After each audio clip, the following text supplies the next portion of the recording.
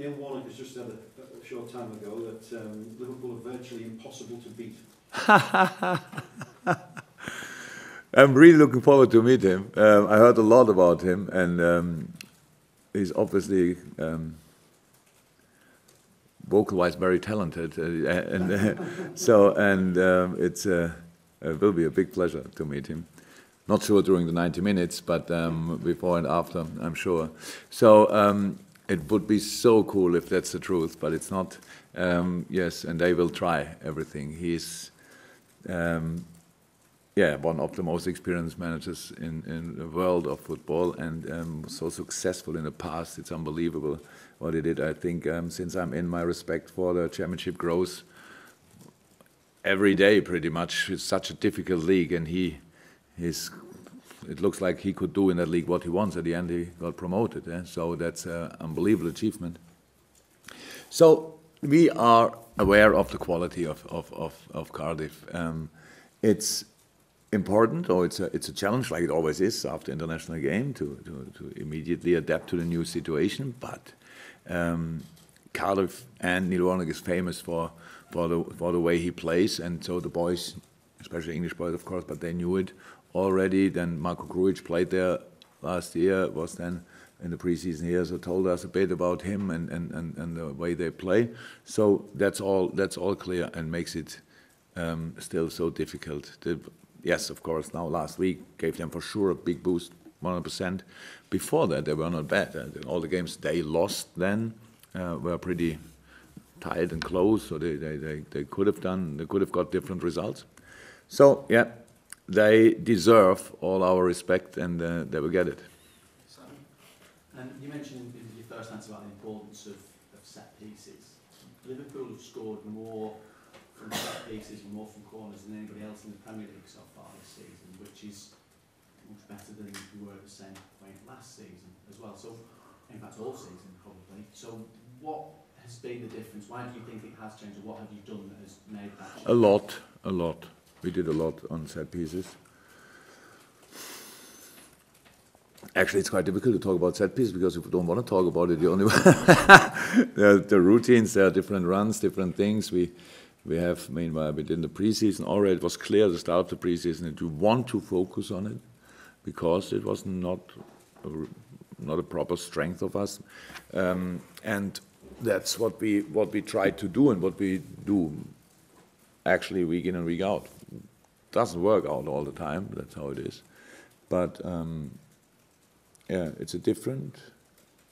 I would say it's a different approach. But we've chosen. We have different runs, never the same routine, so it's always something different, and yeah, that's it actually. We put more focus on it.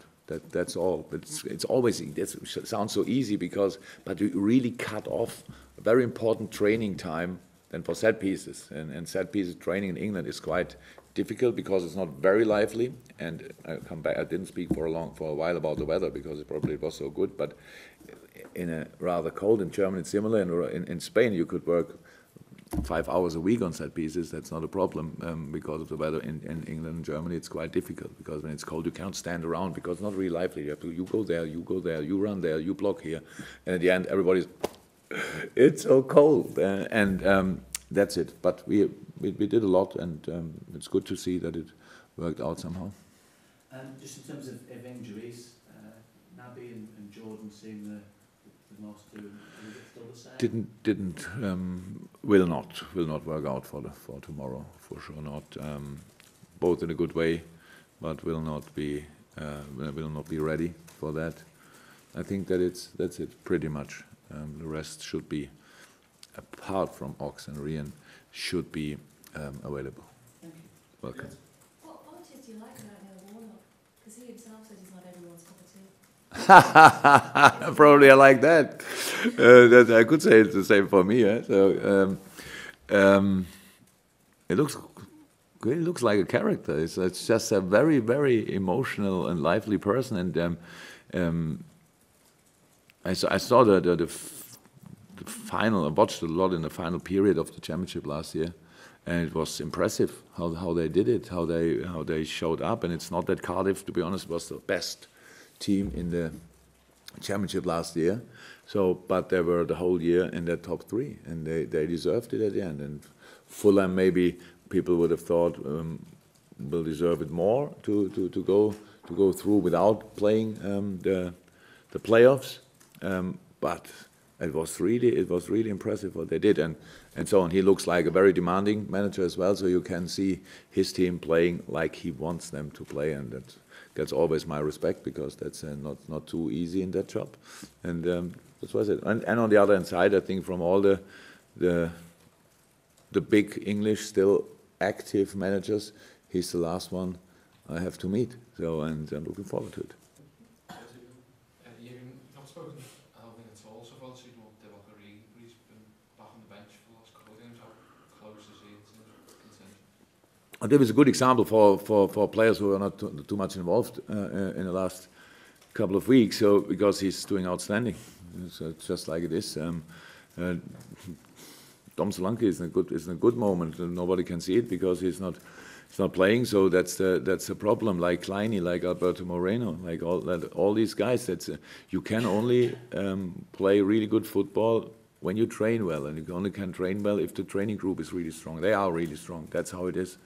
And so we have to try at least sometimes. Oh, Joel Matip, I forgot Joel Matip. So he would play in 97% of each Premier League and Bundesliga club. I'm 100% sure, and was not in the squad last game. So, and he's in outstanding shape. So that makes life, on the one hand side, for a manager comfortable. On the other hand side, quite difficult, because we need these players 100%. And for the last 2 games, it was clear that that they've deserved it to be involved. At the end, the game was not like this. That we had to use him, but if the boys continue like they trained the last few weeks and months, then they will have their moments 100%. Carl Markham-less, so I think it's Phil in the back of the... Given how Fino did when he came in midweek and changed the formation, how well that went, can we expect that again? Henderson and Cage obviously still out. So. Actually, I don't know what you can expect, and I don't want to tell you what you should expect. But it was good. It was good. It looked good. To be honest, it was a game where I thought it makes sense to do it like this. It was not because of injuries. We could have lined up differently, how we probably know, and but it was how I thought before the game. That's the right thing to do, to have these players in these positions, and it's for sure. It was for sure not the last time that we used it in this way. But now we have to see. I heard about that. People were quite excited about the performance of Fabinho, especially. I can imagine that it was really good. It was really good. But he's still a young fella, and he still has to and can improve. And but I don't want to make the performance smaller than it was. It was really good, and I liked it a lot, and I was happy for him, because I said it's no problem that he's not already there before the game, but I can imagine, I know for a player it's different. So of course, how life is, you wanna be involved immediately, but I thought it makes sense to wait until it's the right moment, and that was the right moment. We hit it, obviously, and that's good. And now we can carry on that path. David? You sort of broke the tradition in terms of naming captain and midweek, because usually when James Miller and Jordan Henderson don't play, you pick the next longest serving player. This time, obviously, you went for Virgil. Does that say a lot about what sort of character he is? No, probably it says a lot about it, but it was not my decision. We had, I decided Hendo and Millie will stay. That is the 100% logical thing to do, and would have been as well like that if he would have voted. And then I said, but the next 2, the players can vote for, and it was. And now we have, how we say in Germany, the salad, because now 2 Dutch guys are in the row. So the team decided number 3 for Virgil and number 4 for Gini Wijnaldum. Somebody would have told me that will happen in my life. As a German, 2 Dutch guys, it's such an important role. No, that's a player's decision. Interesting. Glenn, anything from you? No? And nice seeing you, Mum. Thank you very much. Cheers. Thank you.